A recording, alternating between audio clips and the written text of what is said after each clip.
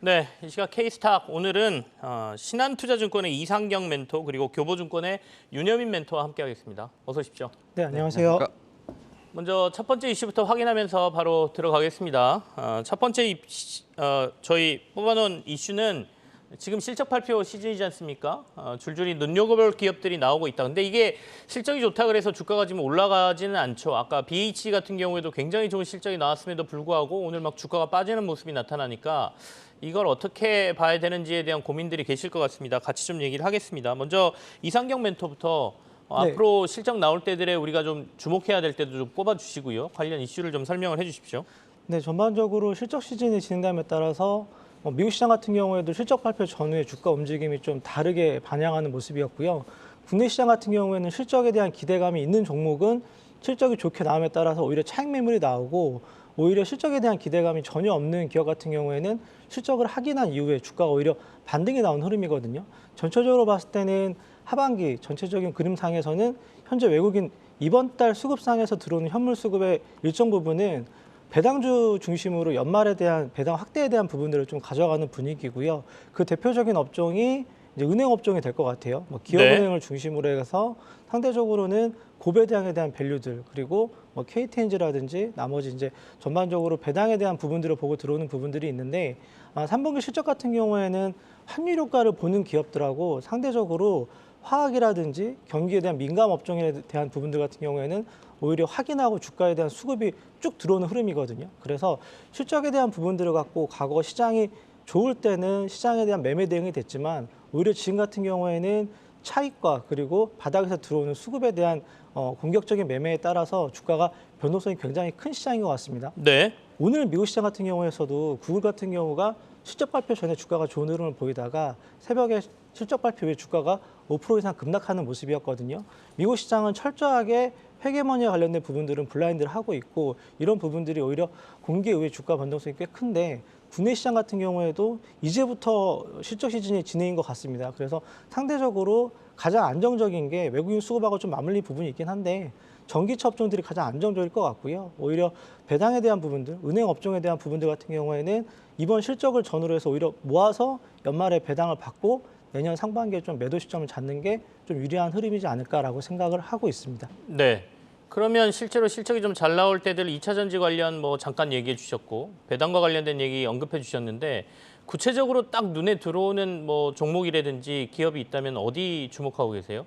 개인적으로 게임 업종들 굉장히 좋게 보고 있는 상태였고요. 제가 네. 지난번에 나왔을 때 아프리카 TV를 중심으로 위메이드 그리고 오늘 좀 소개시켜드린 NC소프트 같은 경우에서도 오히려 실적에 대한 기대치가 굉장히 낮기 때문에 이런 부분들이 시장에서 공개가 됐을 때 수급에 대한 공백을 오히려 기관들이 좀 채워줌으로써 주가가 좀 반락을 좀 할 수 있는 구간에 있지 않냐라고 생각을 하고 있습니다.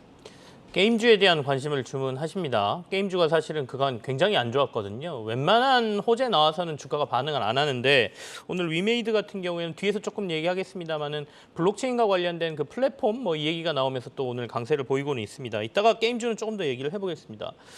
윤여민 멘토께서는 관심 있는 실적과 관련된 회사들도 좀 언급을 해주시지만 앞서 제가 잠깐 언급한 것처럼 실적이 아무리 좋다 하더라도 실적 나오는 날 주가 빠져버리잖아요. 네. 그러면 이게 실적 좀 좋은 데들 그 전에 좀 사가지고 실적 발표할 때쯤 돼가지고 차익 실현하는 게 나은 건지 전략 부분도 좀 언급해 주시죠. 네, 지금 말씀하셨던 것처럼 이제 어떻게 보면 호실적이 좀 발표될 때 좀 차익 실현 매물이 나오는 그래서 삼성전자라든지 SK하이닉스 같은 경우 전통적으로 1, 2분기에 실적이 좋았습니다만 좀 주가가 빠지는 어떤 그러한 모양새가 좀 나오다 보니까 오히려 이제 앵커님 말씀하셨던 그런 전략이 좀 유효하지 않을까 좀 생각을 하고 있고 대표적으로 어제 이제 그 현대에너지솔루션 실적이 상당히 좋았었습니다만 주가가 좀 상당히 많이 빠지는 모습들 오늘 이제 또 BH도 말씀하셨지만 그런 모습들을 보면서 오히려 이제 그런 종목들에 대해서는 좀 호실적을 예상하고 좀 모아가는 종목이 맞지 않나라고 생각이 들고 있고요.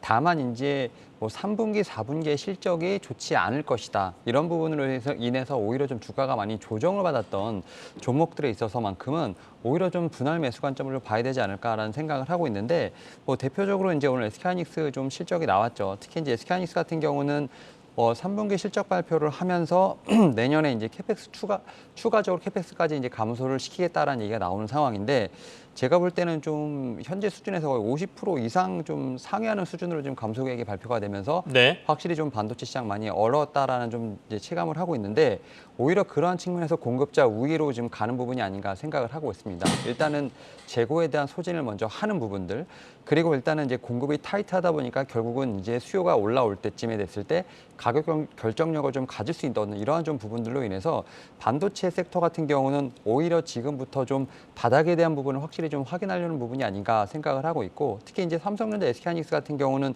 지난주부터 이제 60일선을 좀 돌파를 하면서 좀 지수를 좀 잡아주는 모습이 좀 나왔기 때문에 네. 오늘 같은 경우 좀 실적에 대한 부분 좀 많이 실망스러웠더라 하더라도 사실 어떻게 보면 이제 장 시작하고 나서 그래도 1%대 어느 정도 상승이 바로 나오는 걸 보면서 확실히 좀 패러다임 입장에서 봤을 때 실적에 대한 부분과는 좀 별개로 움직이는 부분이라고 좀 말씀을 드릴 수 있을 것 같습니다. 어제 이제 이 시간에 삼성전자 저희가 얘기했습니다. 기억하시죠? 그러면서 연내 뭐 6만 원 넘을 수 있겠습니까? 제가 어제 나오신 전문가들한테 물었을 때 연내에는 가겠죠. 뭐 이렇게 답을 들었는데 오늘 당장 잘하면 6만 원 넘어설 수도 있겠다라는 생각은 들거든요.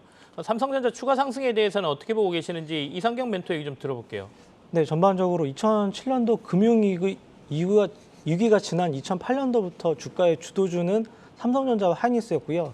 그런 흐름들의 중심에 오히려 코스닥 종목이나 업종들 같은 경우에도 좀 배제되는 흐름을 좀 보였거든요. 근데 최근에 기관들 수급이라든지 외국인들 매매 동향을 본다라고 하면 철저하게 이런 흐름들이 연말까지 그리고 내년 연초까지 좀 이어질 가능성이 있고요. 미중 무역 분쟁이 확대됨에 따라서 오히려 러브콜 같은 경우에는 삼성전자를 중심으로 국내 반도체 업종들이 굉장히 큰 수혜를 받을 가능성이 있고요. 외국인 입장에서는 전반적으로 시장에 대한 인덱스를 사는 것보다는 업종에 대한 타겟 밸류를 정하고 그쪽에 대한 비중을 확대해 가는 흐름들이 있거든요. 그래서 주가는 6개월 선행 지표이고 이런 네. 부분들이 주가에 선반영됐고 오히려 공급량을 조정하는 MS 1위 기업이다라고 하면 이런 부분들을 충분히 공략을 하고 시장에 반영을 할 수 있다라고 이런 부분들을 확인할 수 있는 구간에 있다라는 시장 흐름인 것 같고요. 2008년도에 아이러니하게 삼성전자와 하이닉스만 주가가 쭉 끌어 올라가고 나머지 코스피 다른 주변주들 같은 경우는 굉장히 좀 약세를 띠는 흐름들을 보였거든요. 이런 부분들이 굉장히 중요할 것 같습니다. 그래서 전반적으로 금리 인상에 대한 속도라든지 그리고 인플레이션에 대한 부분들이 완화가 된다라고 하면 네. 주도주가 바뀔 가능성이 있습니다. 그렇기 때문에 이런 부분들을 좀 면밀히 체크하고 시장에 단기적으로 외국인 수급이 들어와서 낙폭과대 측면에서 삼성전자와 하이닉스가 오르는 게 아니라 하반기 혹은 내년 상반기에 주도주로 나올 가능성이 굉장히 크기 때문에 종목 내에서 포트폴리오 조정에 대한 시점을 좀 고민하는 것도 좋은 전략일 것 같습니다. 사실은 삼성전자 많이 빠져 있다. 이 시기에 조금씩 모아가도 된다. 내년 상반기 지나면 괜찮아질 거다. 이 얘기는 수없이 저희가 들었던 거라 조금 더 구체적으로 저는 알아보고 싶은데 그러니까 주가가 지금 6만 원을 뚫고 올라가면 한 6만 2천 원 선에서 저항이 있단 말이죠. 기술적으로 봤을 때. 그러면 여기서 그냥 부딪혀서 내려와서 박스권으로 5만 원, 6만 원을 왔다 갔다 거리는 건지 이번 차에 여기를 뚫고 더 올라갈 수 있는 기세를 가질 수 있는 건지가 이제 중요한 거죠. 모으더라도 내가 어느 시점에서 모으고 좀 장기로 봐야 되는지 단기로 봐야 되는지 이제 고민들 하실 거 아닙니까? 윤여민 멘토 어떻게 보세요? 일단은 이제 말씀하셨던 것처럼 6만 2천 원대 저항은 있습니다만 과연 이제 개인 투자분들이 지금 5만 원대 좀 매수를 하셨는지가 좀 상당히 의문이라고 좀 보이고 있고요. 그리고 대부분의 이제 삼성전자를 보유하신 분들 같은 경우는 좀 7만 원에서 8만 원대 지금 네. 평가가에 보유하고 계신 분들이 계시기 때문에 사실 지금 오른다고 해서 뭐 그렇게 별로 체감이 느껴지지 않으시지 않을까라는 생각을 하고 있습니다. 다만 삼성전자 같은 경우는 좀 의미 있는 이벤트들이 조금 많이 기다리고 있다라고 보시면 될 것 같고 특히 이제 뭐 상세 실적에 대한 부분들 이제 나올 것이고요. 여기에 또 다음 주에 주주총회가 열리죠. 여기서 이제 이재용 부회장의 어떤 거치가 분명히 좀 확실히 되지 않을까 좀 생각을 하고 있습니다. 여기에 또 이제 TSMC가 좀 상당히 좀 어떻게 보면 정치적인 좀 제도적인 좀 압박에 의해서 사실 좀 흔들리는 부분이 있거든요. 이런 부분에서 삼성전자가 지금 파운드리에 관련된 부분 얼마나 투자를 통해서 좀 치고 나갈 수 있는지에 대한 부분들 이런 부분이 다 집중이 될 것으로 보이고 있기 때문에 지금 최근에 지금 많이 미끄러 주가가 좀 많이 좀 하락을 한 건 결국 이제 메모리 쪽에 대한 부분이라고 한다면 또 새로운 모멘텀이 지금 이제 비메모리 쪽 시스템 만들 쪽에 대한 어떤 투자를 얼마나 활성화할 수 있는지 결국 이제 기술의 격차를 줄일 수 있는지가 상당히 관건이 아닐까 좀 생각을 하면서 삼성전자 같은 경우는 그러한 좀 모멘텀들이 지금 이제 10월, 이제 11월에 좀 집중되어 있는 부분이 있기 때문에 이런 좀 포워드 가이던스라든지 이런 부분을 좀 체크를 해보면서 좀 봐야 되지 않을까 좀 생각을 하고 있고 또 삼성전자 같은 경우는 저는 뭐 단기적인 트레이딩보다는 어쨌든 뭐 배당도 나오고 하다 보니까 좀 길게 좀 끌고 가시는 전략이 어쨌든 좀 맞지 않을까 생각은 하고 있습니다. 다음 주에 삼성전자 컨콜에서 여러 가지 내용 나오는 거 좀 확인해 보면 방향성이 조금 더 잡히지 않을까? 뭐 이런 얘기를 윤여민 FP께서 해주셨어요. 자, 그러면 삼성전자 얘기 너무 많이 하면 그러니까 삼성 SDI 제가 한번 보고 싶어요. 삼성 SDI는 실적 좋았고 오늘 주가 괜찮거든요. 그리고 컨콜에서 나온 얘기 들어보면 뭐 배터리와 관련돼서 각형이나 이런 것들의 비중이 꽤 많이 올라왔다 이렇게 얘기하면서 시장에서 좀 기대감이 있는 것 같은데 이상경 멘토께서는 삼성 SDI 어떻게 봐야 될 것 같습니까? 일단 시장 MX를 가져가는 SDI 입장에서는 네. 향후 성장성에 대한 부분들을 그 밑단에 있는 캐파 증설을 통해서 이런 부분들이 3년, 5개년 계획이 좀 나오는 시점인 것 같고요. 지금부터는 실적을 확인하고 이런 부분들이 영업이익에서 어느 정도 숫자적인 부분이 반영이 되는 흐름인 것 같습니다. 원통형 배터리와 그리고 각형 배터리에 대한 시장 부분들 그리고 앞서 말씀드린 대로 캐파 증설에 대한 부분들은 이미 완료가 됐고 이런 부분들을 확인하는 기간이다라고 하면 전반적으로 엔솔에 대한 시총에 대한 부분들을 어느 정도 따라가는 입장에서는 글로벌 MS가 쭉 늘어나는 시점에서는 네. 비중에 대한 부분들을 좀 가져가 볼 필요가 있을 것 같고요. 과거 그 밑단의 에코프로를 중심으로 중소형 전지 중심에 대한 배터리였다라고 하면 2020년부터는 이제 대형 완성차에 납품을 하면서 이런 부분들이 숫자로 확인을 했고 지금부터는 그 숫자가 늘어나는 속도가 굉장히 좀 빠르게 늘어나는 구간이다라고 확인하는 시점인 것 같습니다. 윤여민 멘토께서는 삼성 SDI 어떻게 보이십니까?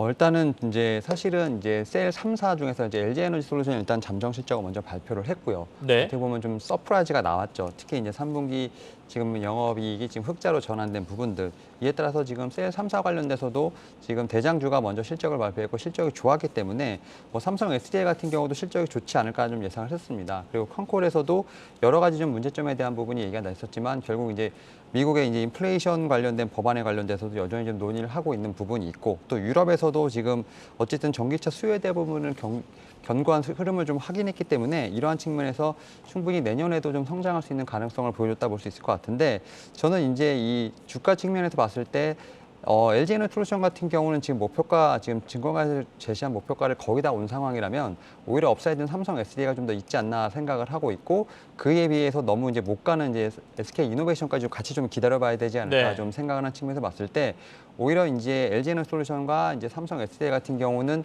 이제 보유자분께서 조금씩 이제 매도 타이밍을 좀 잡아가는 시점이 아닌가 좀 생각을 하고 있고 오히려 이제 좀 뭐 4분기 내년의 실적을 좀 기대해 본다고 하면 오히려 좀 3사 중에서 많이 못 간, 좀 못난이죠. SK 이노베이션에 대한 부분을 좀 더 관심 있게 보는 것이 수익률 측면에서 좀 더 높지 않을까라는 생각을 하고 있습니다. 알겠습니다. 배터리 관련해서 저희가 조금 얘기했는데 혹시 이상경 멘토 추가하실 얘기가 있으세요?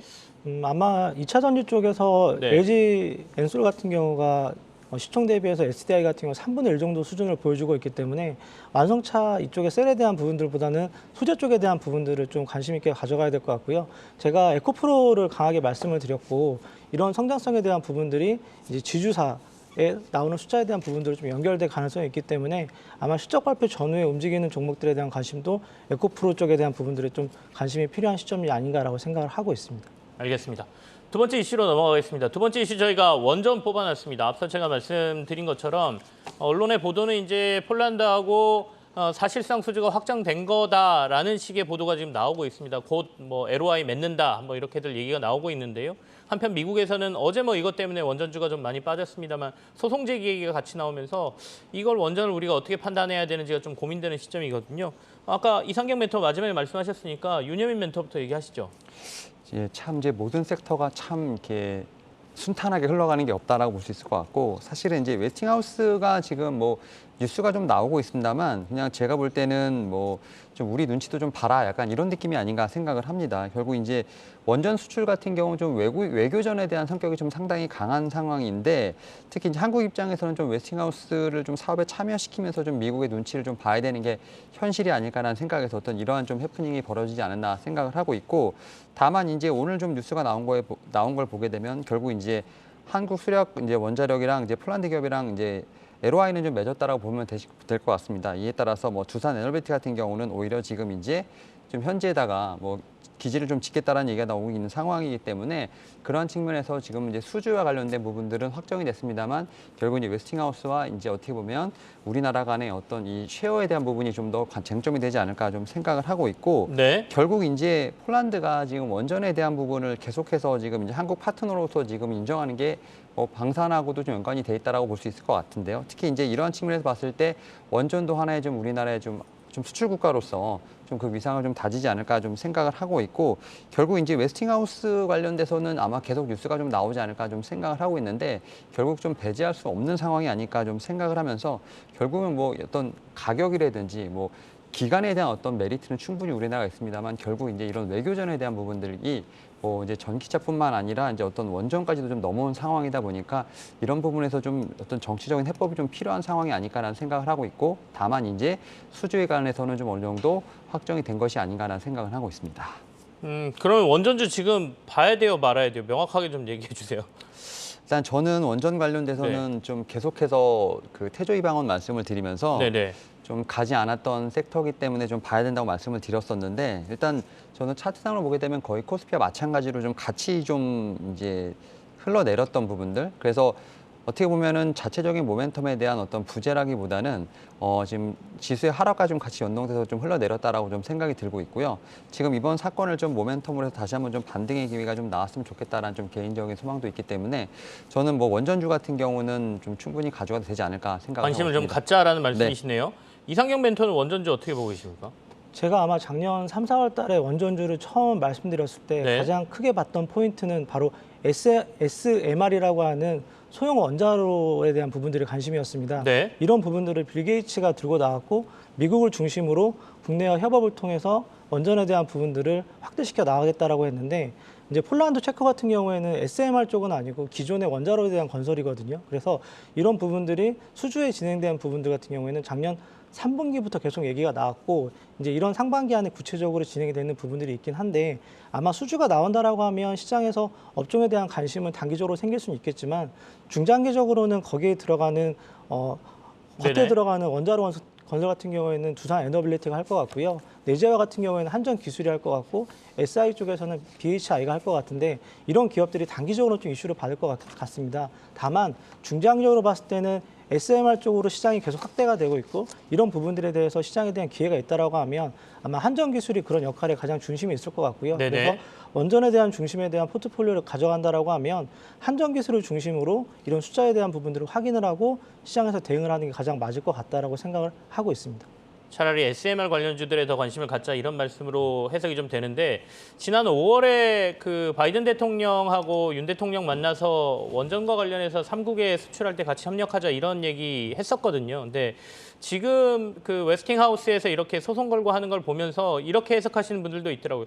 기존 원전 말고 SMR 관련해서 서로 협력해서 열심히 하자는 얘기지, 너네 이거 갖고 우리하고 싸우자는 얘기 아니었어. 뭐 이렇게 해석하시는 분들도 좀 있습니다. 그래서 원천 기술을 웨스팅하우스가 갖고 있는 건 맞고, 저희가 아랍에미레이트에 원전 수출할 때도 웨스팅하우스에 그 로열티를 지불했다고 하죠. 그러면 폴란드 이거 수출권도 결국에는 웨스팅하우스에다 로열티를 지불해야 될 텐데, 로열티 금액이 그러면 뭐 협의하려면 또 올라가야 되지 않을까라는 생각도 듭니다. 원전과 관련돼서 저희가 좀 살펴봤습니다. 근데 SMR은 말씀하신 대로 계속해서 개발하자, 같이 하자 이런 얘기가 있으니까요. 그쪽은 또 다른 얘기가 나올 수도 있겠습니다. 세 번째 이슈는 전쟁과 관련된 이슈입니다. 러시아 쪽에서 핵실험과 관련된 일정을 미국에 통보했다 이렇게 뉴스가 전해졌죠. 그러고 난 다음에 또 방산주에 대한 관심, 꼭 핵이 아니더라도 최근에 우리나라를 방산주 때문에 찾고 있는 여러 국가의 국방장관이라든지 여러 사람들, 인사들 얘기가 나오면서 여전히 방산주는 관심 가질 만하다 이런 분석들이 나오거든요. 같이 얘기 진행해 봅니다. 이상경 멘토 먼저 얘기하시죠.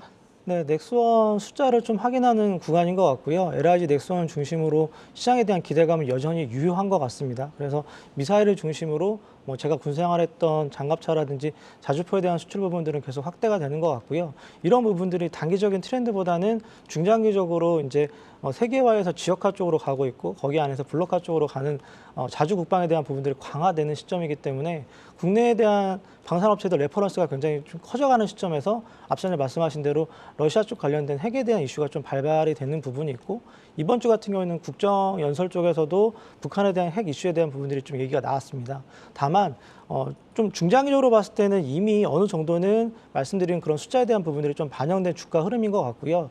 여기서 주가에 대한 다시 레벨업을 보고 방산에 대한 비중을 좀 가져가는 것보다는 전반적으로 반대로 생각해야 될 것 같아요. 만약에 러시아, 우크라이나 이슈가 4분기에 좀 잠잠해지고 두 나라 다 명분을 가진 상태에서 어느 정도는 완화에 대한 스탠스로 간다라고 하면 분명히 방산주는 한번 꺾일 수 있는 구간이 나오거든요. 오히려 그때를 매수 타이밍으로 좀 봐야 되지 않냐라고 저는 개인적으로 생각을 하고 있습니다. 알겠습니다. 좀 꺾일 때가 매수 타이밍이 될 것 같다. 지금은 좀 관망하자 이런 말씀이시네요. 윤여민 멘토는 어떻게 보십니까? 결국 이제 숫자에 대한 부분을 계속 체크해야 되지 않을까 좀 네. 생각을 하고 있는데 이제 앞에서 뭐 폴란드 언급을 좀 했지만 지금 폴란드가 계속해서 지금 이제 우리 자주 방산에 관련된 부분들 좀 많이 수입을 하고 있죠. 뭐 K2 전차라든지 K9 뭐 자주포 여기에 뭐 FA 지금 50 이런 좀 어떤 한국산 무기를 계속 사고 있는 부분이 있고 특히 이제 올해까지 좀 이제 연말까지 봤을 때 이제 폴란드뿐만 아니라 뭐 호주라든지 뭐 말레이시아, 노르웨이 같은 어떤 수주를 지금 계속 지금 하고 있는 상황이기 때문에 이런 수주에 성공하게 된다면 올해 지금 이제 기준으로 했을 때 200억 달러, 약 우리나라 돈 28조가 넘어설 것으로 좀 예상이 되고 있는 상황이기 때문에 결국 이런 수주전에 대한 부분들 숫자가 얼마나 찍히냐가 상당히 중요하지 않을까 좀 생각을 하고 있고 최근에 이제 방산주 관련돼서 좀 얘기가 나오는 것 중에 하나가 이제 ESG 경영에서 어떻게 보면은 좀 방산주가 많이 좀 제외가 됐었거든요. 좀 어떻게 보면 죄악주로 불리는 어떤 그런 부분이 있다 보니까 기관의 자금들이 사실 들어오지 않는 어떤 그런 상황이었는데 최근에 보면 뭐 스웨덴 같은 경우도 방산 업체에 대한 투자를 좀 재개하고 있는 부분들 네. 이런 부분에서도 좀 어떻게 보면 좀 균열이 생기면서 좀 기관에 좀 자금들 들어올 수 있는 어떤 그러한 좀 모멘텀도 마련돼 있는 부분이 있기 때문에 결국 이제 앞에서 말씀하셨던 것처럼 이제 수급의 논리가 좀 많이 좀 지금은 지배하는 상황이다 보니까 결국 수주가 바로 이제 매출로 찍힐 수는 없는 상황입니다. 물론 이런 측면에서 봤을 때 어떤 뉴스플로에 따라서 지금 이제 좀 수급이 들어오는 어떤 그런 상황을 토대로 한번 매수 매도를 하시는 게 좋다라고 좀 생각이 들고 있고 다만 이제 제가 뭐 방산도 그렇고 지금 이제 앞서 말씀드렸던 원전도 그렇고 결국은 좀 우리 지금 이 정부의 좀 아이덴티티이기 때문에 한두 번의 시세로 좀 끝나지 않을 것이라 생각을 하면서 오히려 좀 이 방산 같은 경우는 이제 우주항공 쪽 이런 산업과 좀 연관을 지어서 좀 장기적으로 봐도 괜찮지 않을까라는 좀 생각을 하고 있습니다. 장기적으로는 방산 괜찮다. 아까 그 조정 나올 때 이상경 멘토께서 그때 보자라고 하신 것처럼 장기적으로 봤을 때 방산이 나쁘지 않으니까 좀 지켜보는 것도 괜찮다 이런 말씀들이십니다. 자, 다음 이슈로 넘어가겠습니다. 다음 이슈가 탑머티리얼즈 오늘 주가가 굉장히 강합니다. 지금 20%가량 오르고 있는데요. 대규모 수주와 관련된 얘기가 나오면서 주가 강세를 보이고 있거든요. 관련돼서 탑머티리얼뿐만 아니라 관련된 업종과 관련된 얘기를 같이 좀 해보겠습니다. 이상경 멘토 오늘 탑머티리얼즈 주가는 이 정도면 뭐 다 반영된 겁니까? 아니면 앞으로도 더 갈까요? 일단 뭐 종목 자체가 신규 종목이고 이런 네. 부분들이 좀 기대감에 좀 움직이는 흐름들이 있는 것 같은데요. 리튬이온 배터리 같은 경우 계속 이슈가 되는 부분들이 있고 이제 이런 관심이 시장에서 테마를 좀 형성하는 느낌이거든요. 그 가운데 워낙 시장이 좀 약세를 띠고 있고 오늘 같은 경우도 IT 두 종목이 시장을 이끌고 나머지 업종 같은 경우에는 충분히 좀 조정을 받는 구간이 있기 때문에 네네. 상대적으로 테마성으로 움직이는 부분이 굉장히 좀 크다라고 저는 개인적으로 보고 있어서 여기에서 주가를 관심을 갖고 따라가는 거는 굉장히 좀 리스크한 판단이 아닌가라고 생각을 하고 있습니다. 사실 180억이면 뭐 회사 규모에 따라서는 다르지만 크다면 크지만 또 적다면 적은 금액일 수 있거든요. 윤여민 멘토께서는 이 이슈는 어떻게 보십니까? 전고체라는 게 지금 완전히 상용화 단계라고 보기는 좀 힘들죠.